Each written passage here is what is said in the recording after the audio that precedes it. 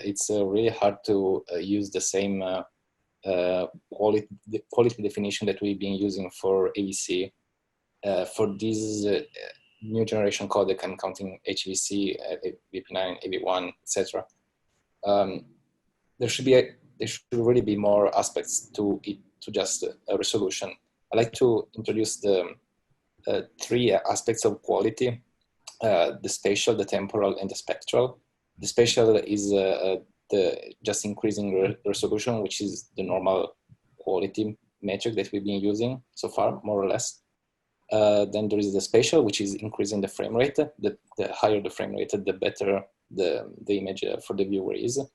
And then there is the latest, absolutely latest one, the spectral, which is increasing the bit depth and improving the color space. And in that regard, HDR has been the greatest and newest technology that has been available for video in the last few years, I believe.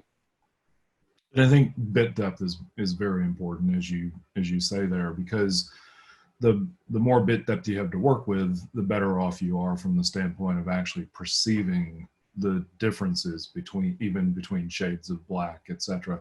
Nathan, you had mentioned something before we went on the air on the bit depth standpoint from AV1 having an internal bit depth that can be deeper than what is put in versus what's put out. Can you talk a little bit about that?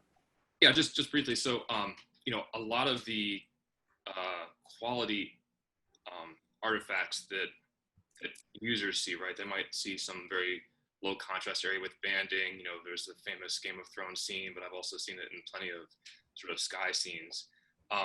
And that's really due to quantization error, right? And one of the ways you can address this is if you have a codec like AV1 that has a higher internal bit depth that it uses, that lets you avoid some of the heavy banding. Obviously, there are dynamic range issues and things like that. But this is an area that was added in AV1 development that lets us have this higher internal bit depth path that should address that to some degree. And it's interesting that you described that, because having worked in motion picture, when we started using After Effects, we would bring in 8-bit content.